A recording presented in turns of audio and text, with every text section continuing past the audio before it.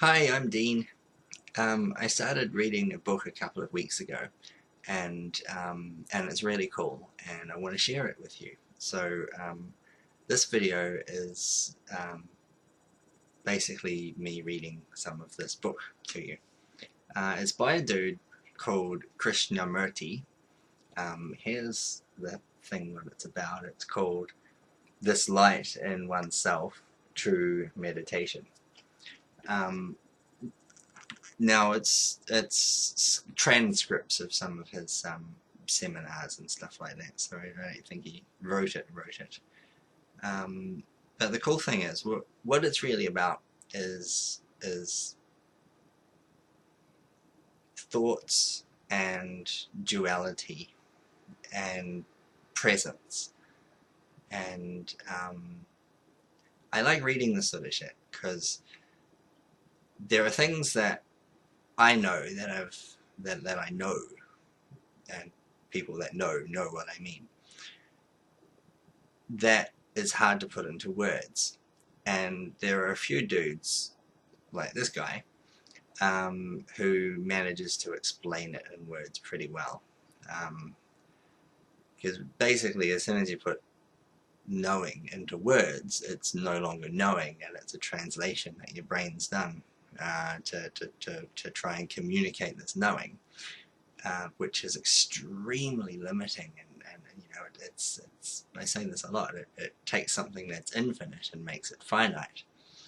So all you can really do with words is try and kind of paint a bit of a picture for people to understand a concept. But at the same time, it's kind of useless listening to any of the words or reading any of the words if you don't know.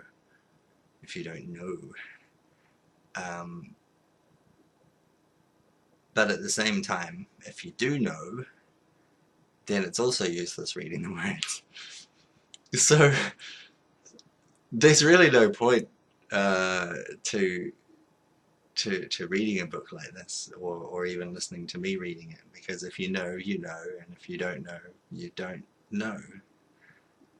But if you kind of sort of know, if you've had like glimpses of knowing, or you've had some cool drug experiences or something like that, or some insights, or you've hit rock bottom, or you're just kind of confused about why people that are kind of enlightened or semi-enlightened speak so cryptically and metaphors all the time.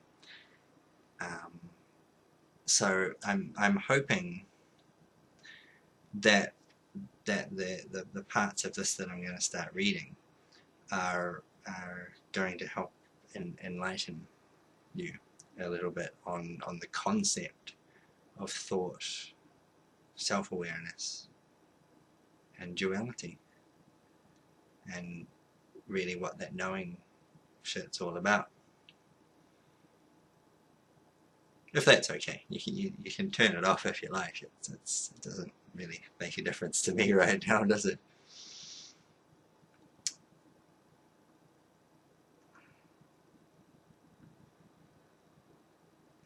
Now, it starts off.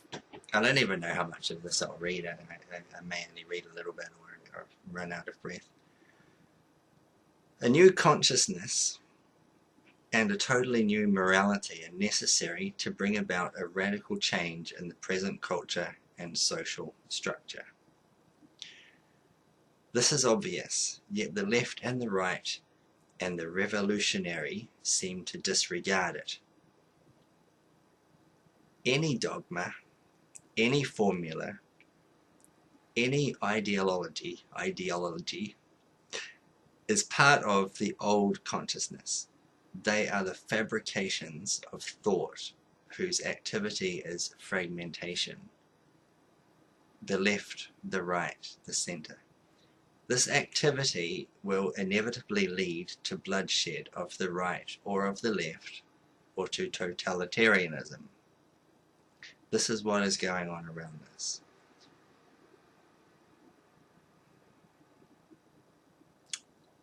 So that's what I say to people about looking for external solutions to an internal problem. And you'll see that most of the problems in the world all kind of are all external to us. You know, I've listed them in different videos and that sort of thing. And still, a bulk of the awake people are still trying to force an external change in the system and the way that things are done, which is not going to be successful, and all it's really doing is fueling the problem more and more, even though the intention obviously is good.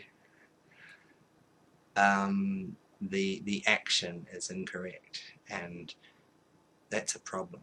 That's a very, very big problem, because we are drifting in a way further away from the solution rather than closer toward it,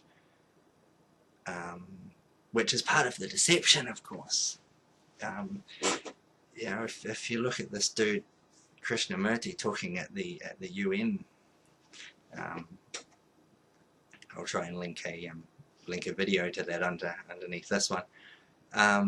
You can see that the questions that they're asking him are still looking for an external solution to an internal problem, and all he does for about an hour and a half is repeat the same thing over and over, and they still don't get it.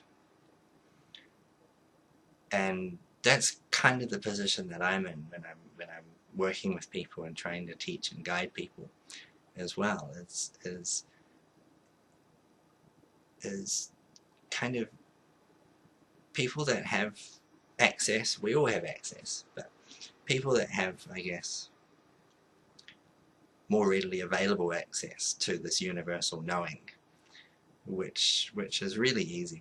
We can all access it relatively easily. You just stop trying to do it with your brain, and it just flows. It's just there. It's always there. It's what's there when you stop looking for things, you know. Anyway, I lost my train of thought.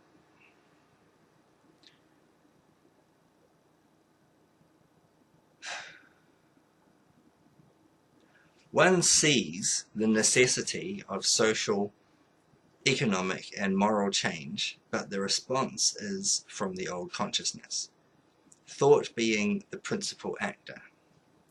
The mess, the confusion, and the misery are that human beings have got into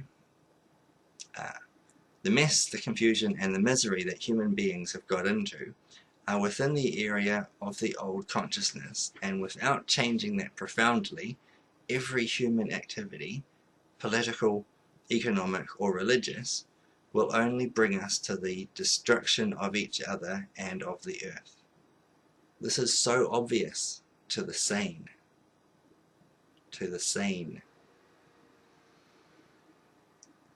One has to be a light to one's self. This light is the law. There is no other law. All the other laws are made by thought, and so are fragmentary and contradictory.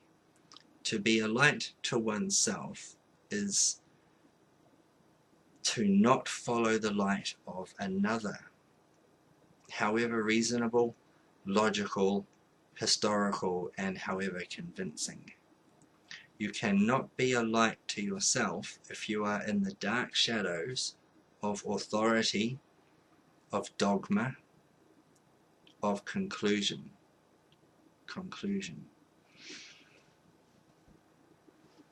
To conclude, you know, a lot of people see one person's version of their knowing and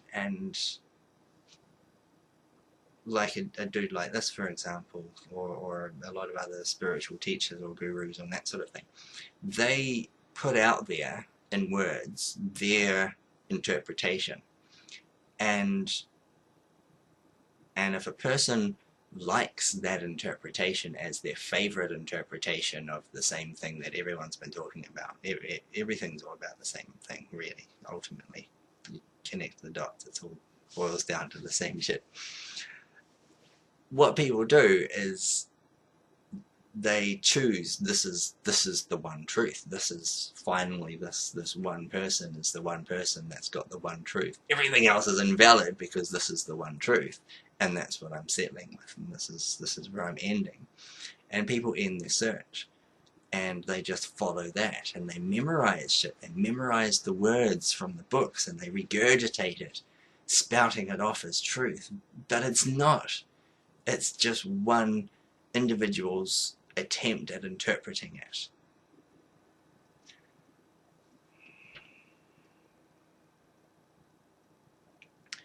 Morality is not put together by thought.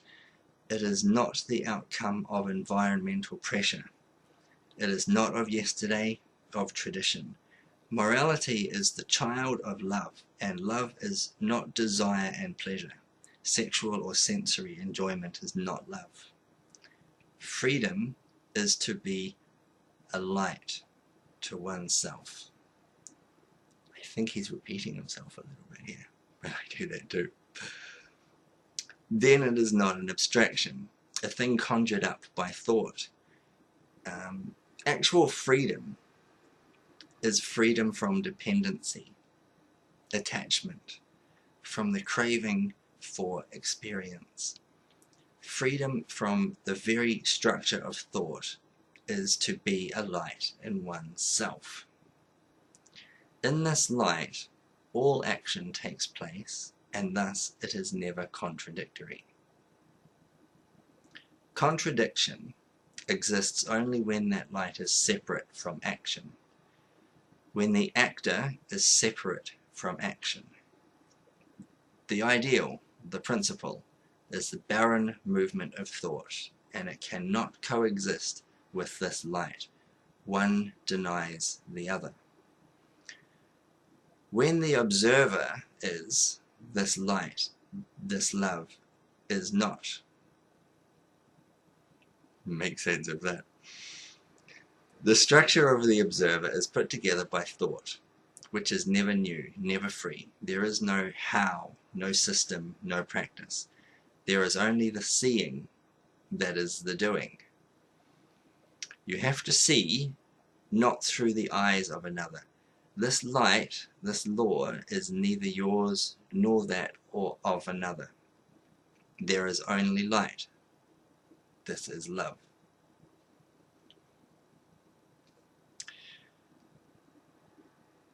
Seems to be a new chapter called The Miracle of Attention.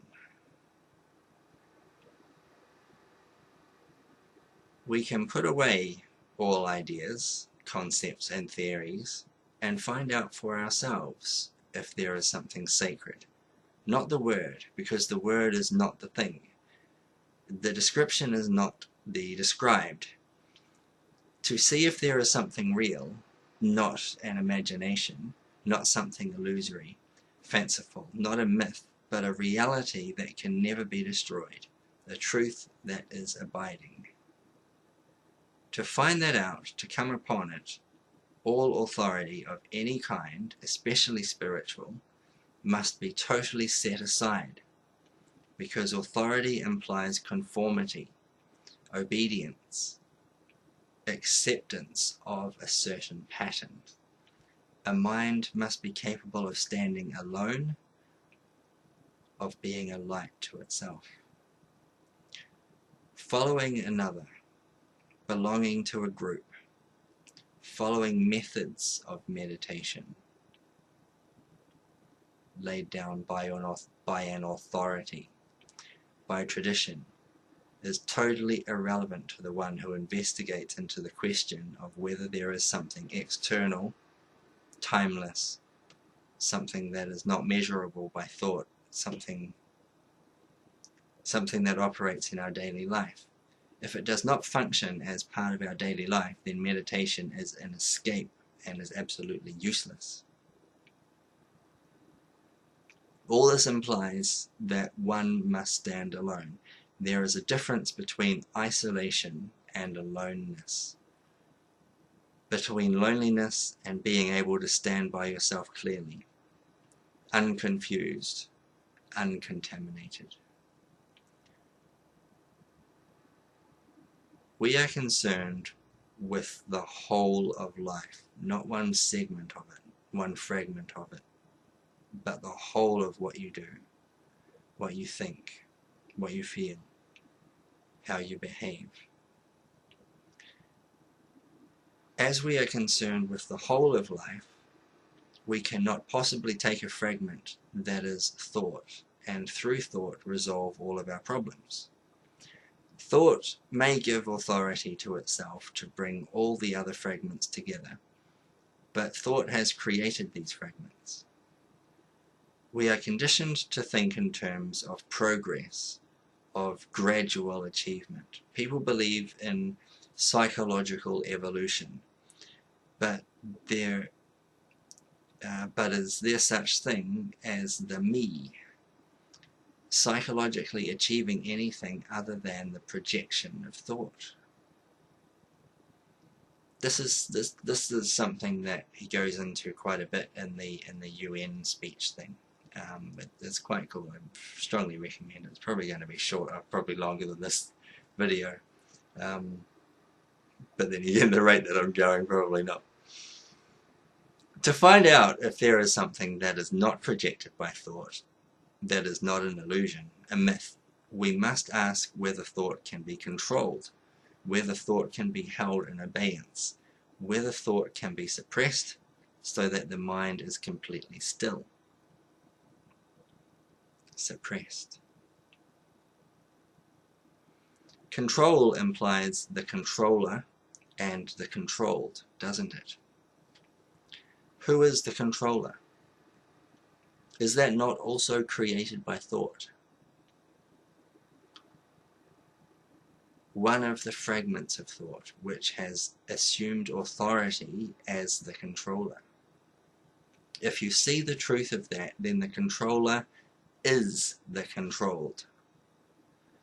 The experiencer is the experienced. The thinker is the thought. They are not separate entities. If you understand that, then there is no necessity to control.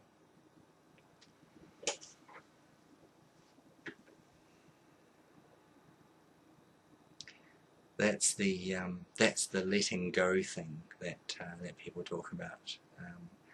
Letting go isn't just deciding not to think about a particular thing. It's just completely. It's almost forfeiting. It's almost just like throwing your hands up in the air and just going, fuck it. I give up, you know. You just allow everything to just happen, pass through. Allowing. There is no controller because the controller is the controlled. Then what happens? When there is a division between the controller and the controlled, there is a conflict. There is a wastage of energy. When the controller is the controlled, there is no wastage of energy. That's kind of a duality thing, eh? It's taking what you would perceive as two entities in your mind, one of the egoic self, which is what most of us call me, or whatever your name is in capital letters, and then the observer. So we're really talking about merging that and knowing that everything that's going on in your awareness is all you, but parts of you. And to be you, or me, to be is to embrace all of that and not compartmentalize that, just, which is fragmentation, is trying to separate little bits of yourself. It's knowing that you are not your hand, and it's knowing that you are not your brain, and knowing that you're not your mind, and knowing that you're not your ego, and knowing that you're not your observer, but knowing that you are all of those things. And any attempt to limit your identity as your mind, your name, your hand, is making something infinite into something finite, which is of course destroying its true nature.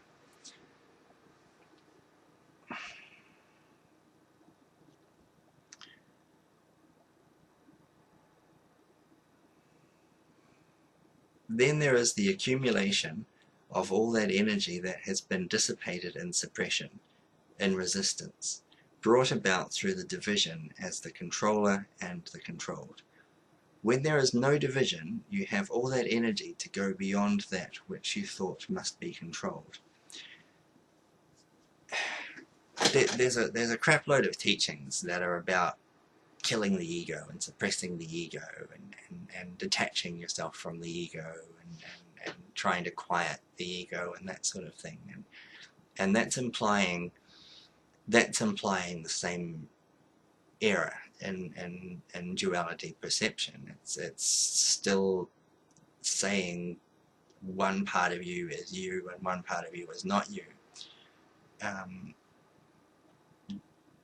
There's a great deal of distortion, misinterpretation in many teachings, and the more mainstream the teaching, the stronger the distortion.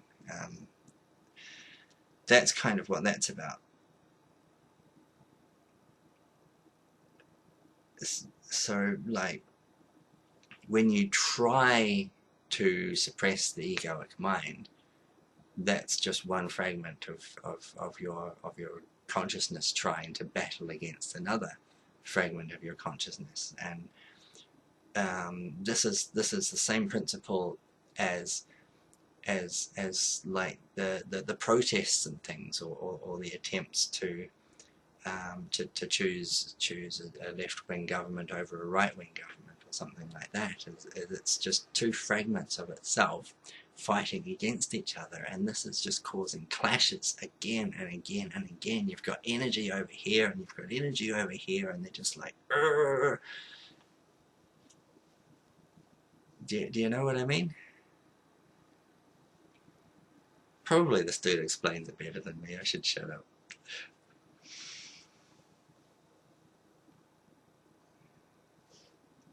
In meditation, it must be clearly understood that there is no control of thought, no disciplining of thought. Yeah, I should have just let him keep reading. Stop interrupting.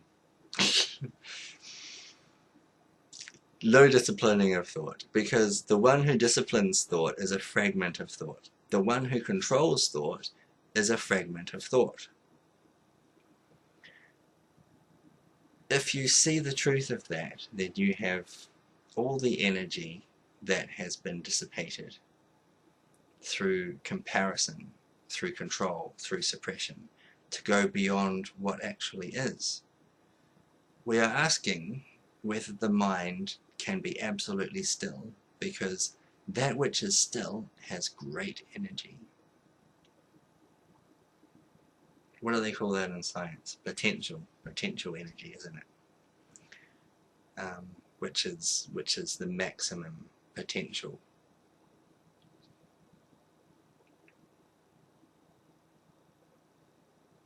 Can the mind, which is chattering, always in movement, which is thought always looking back, remembering, accumulating knowledge, constantly changing, be completely still? Have you ever tried to find out if thought can be still? How are you going to find out how to bring about the stillness of thought. You see, thought is time, and time is movement.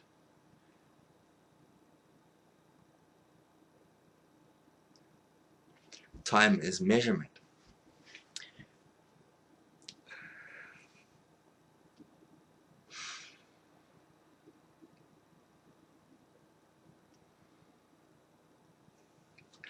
In daily life, you measure, you compare, both physically and psychologically. That is measurement. Comparison means measurement. Can you live without comparison in daily life? Can you cease to compare altogether? I'll put a link later of what I was thinking about earlier. Not that I was thinking it, but what was coming to me. Connecting a few other things. It's quite cool. There's a graphic that I can show to illustrate that point. No words really for that.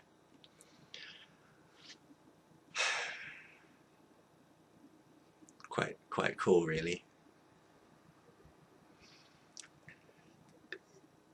Can you cease to compare altogether? Not in meditation, but in daily life. You do compare when you are choosing from two materials, this cloth or that cloth, when you compare two cars, or when you compare parts of knowledge. But psychologically, inwardly, we compare ourselves with others. When that comparison ceases, as it must, then can we stand completely alone. That is what is implied when there is no comparison, which doesn't mean that you vegetate.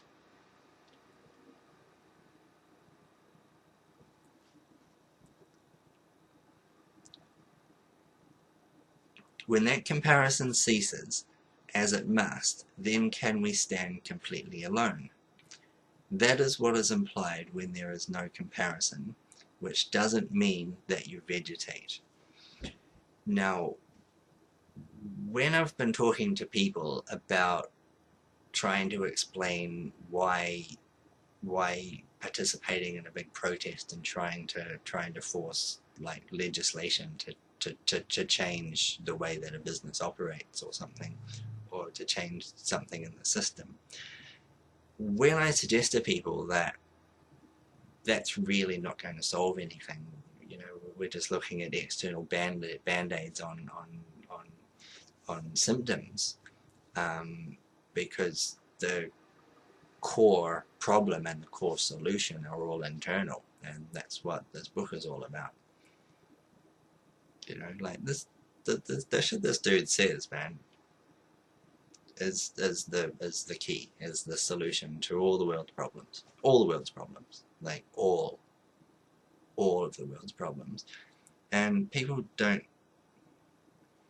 fucking get it. And it really gets frustrating to try and explain to people how simple the solutions are, when so many of us are still trying to force it to happen from outside and hoping that it would resonate back inward or something like that, which reverberate back inward might be a better word. And it just doesn't, because well, you see, we've been doing this shit for a very long time, and it hasn't been working, obviously. Like, we've been doing this a very long time. And we're not going to figure it out until we figure out what this book is all about. We're not going to figure it out until we're all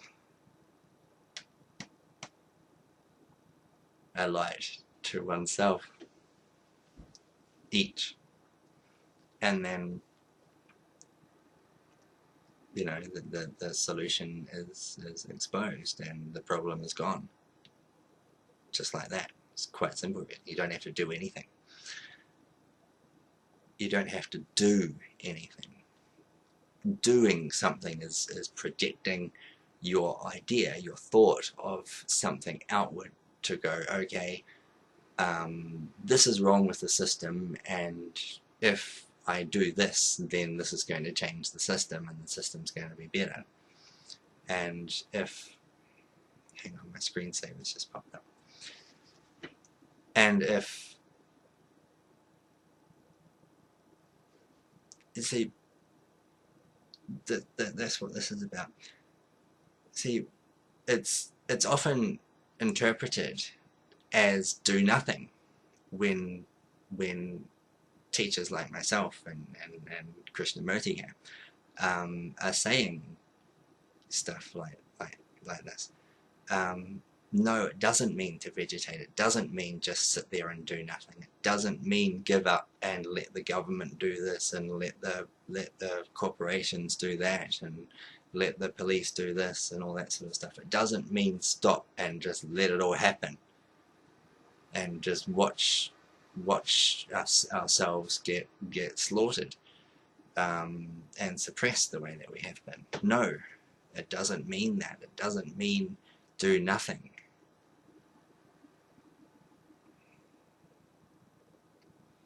He's asked a question in the UN conference presentation thing that he does about that, and he's like, I can't remember exactly the question, but it's like along the lines of what happens if your enemy is standing in front of you with a gun. You know, what do you do then? And the way that the mind is programmed to think is, what rule do I follow? What teaching do I follow? What instructions do I have? What am I supposed to do? What is the thing that I need to be doing in response? You know, are we supposed to fight our enemies? Are we supposed to defend ourselves from our enemies? Are we supposed to just sit there and allow ourselves? And his answer, because this is still part of the problem, because people are still asking other people what they need to be doing. What do I need to do? You're saying, you know, you need to be, but what does that mean? What is it? How do you do that? You know, what does that look like? How do I copy that from you? You know, and keep missing the friggin' point. So his answer to that is, if you're confronted in such a way, and you're a light unto oneself, and you're connected, and you're knowing, and you're in the moment, and you're sensing everything, his answer is, you will do the right thing. You will do the right thing.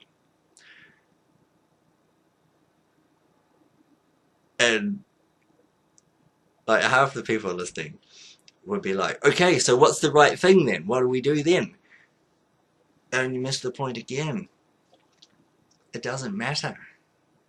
It doesn't matter what you do.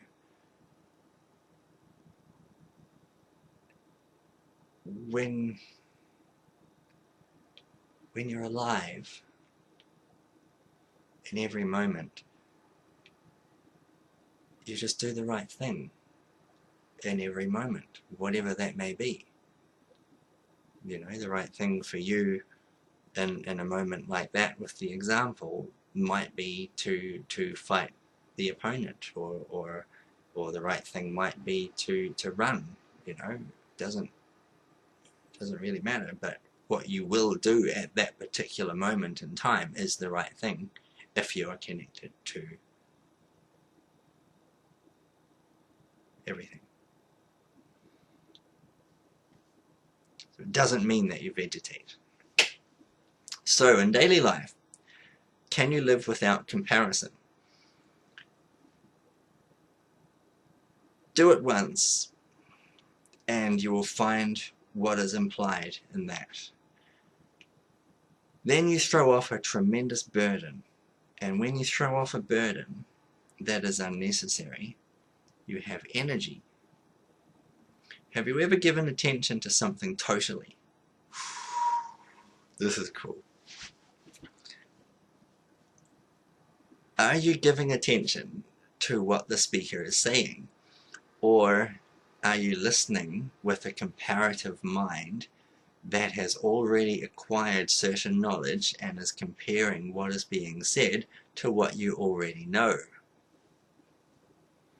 Are you interpreting what is being said according to your own knowledge, your own tendency, your own prejudice? That is not attention, is it? If you give complete attention with your body, with your nerves, with your eyes, with your ears, with your mind, with your whole being, there is no center from which you are attending. There is only attention. That attention is complete silence. Please do listen to this.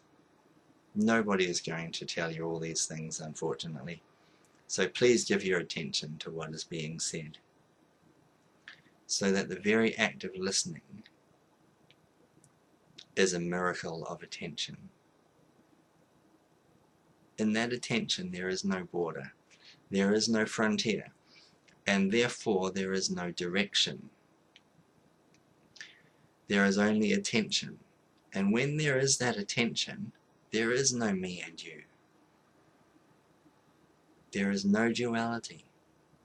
There is no observer and the observed. And this is not possible when the mind is moving in a particular direction.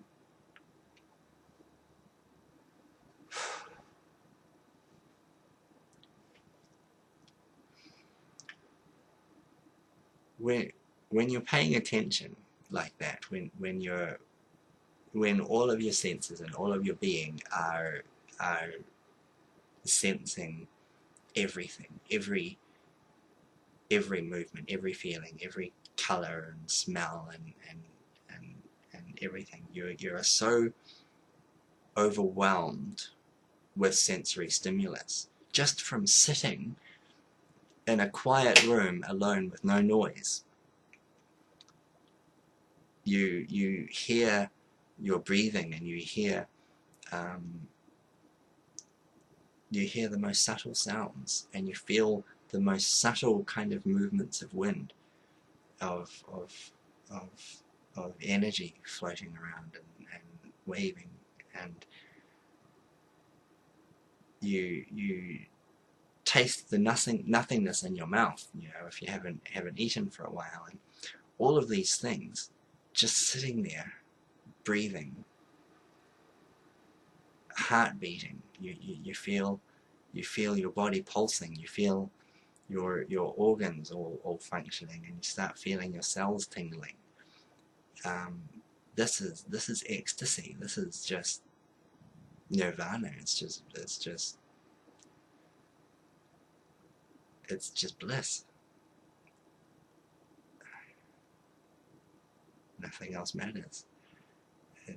It's just so simple. It's just so simple.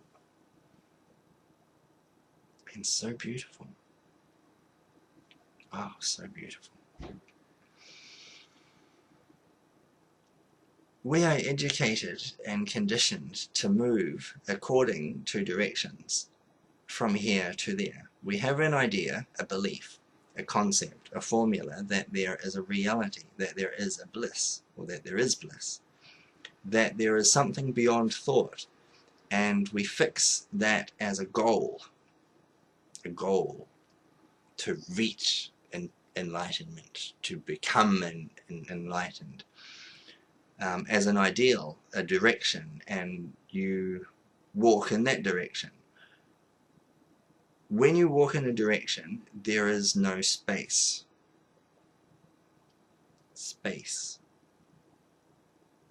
When you are concentrated and walk or think in a particular direction, you have no space in the mind.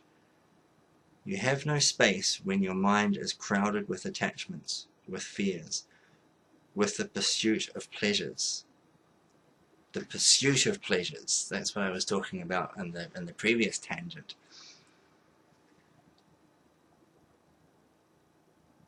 The pleasures are there when you stop seeking the pleasures. There is just there really is so much pleasure in just breathing. Oh, just breathing is just pleasurable.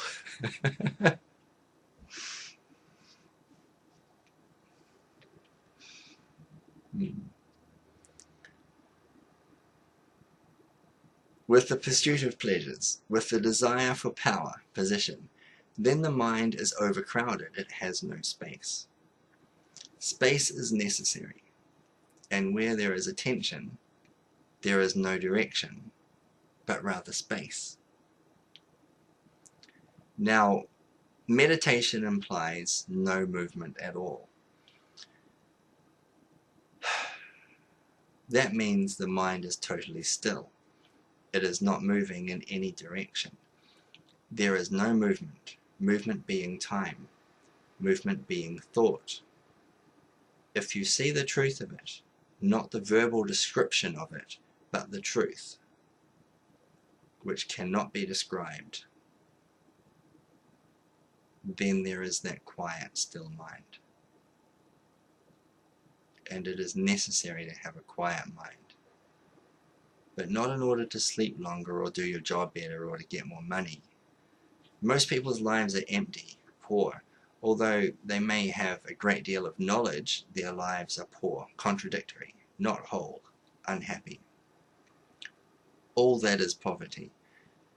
And they waste their lives trying to become rich inwardly, cultivating various forms of virtue and all the rest of that silly nonsense. Not that virtue is not necessary, but virtue is order, and order can only be understood when you have gone into the disorder yourself. We do lead disorderly lives, that is a fact. Disorder is the contradiction, the confusion, the various assertive desires, saying one thing and doing another, having ideals and the division between you and the ideals. All that is disorder.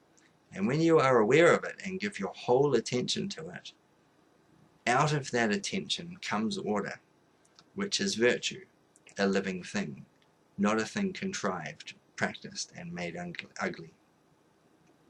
Meditation in daily life is the transformation of the mind, a psychological revolution, so that we live a daily life, not in theory, not as an ideal, but in every movement of that life, in which there is compassion, love, and the energy to transcend all the pettiness, the narrowness, the shallowness. When the mind is quiet, really still, not made still through desire, through will, then there is a totally different kind of movement that is not of time.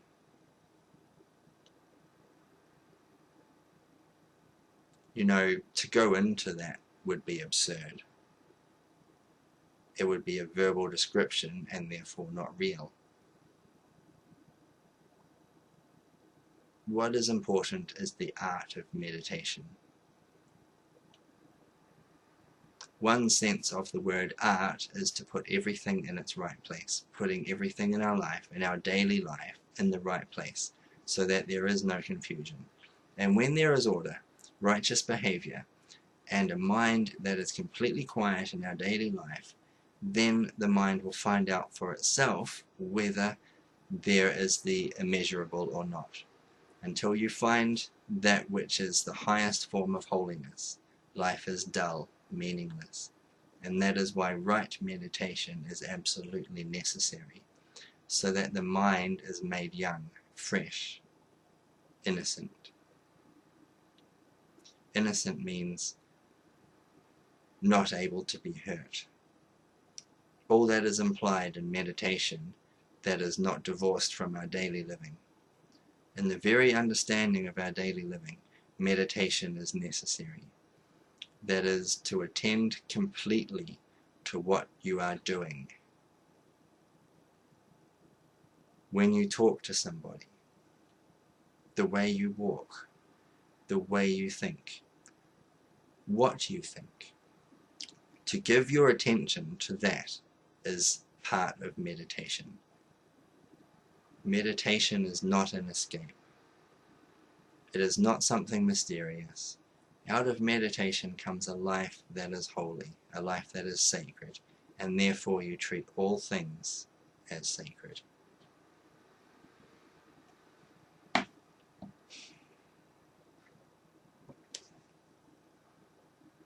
That's the solution to all the world's problems, really. And that's one man's interpretation, actually two men's interpretations because of my tangents, of something that can't really be interpreted into words. So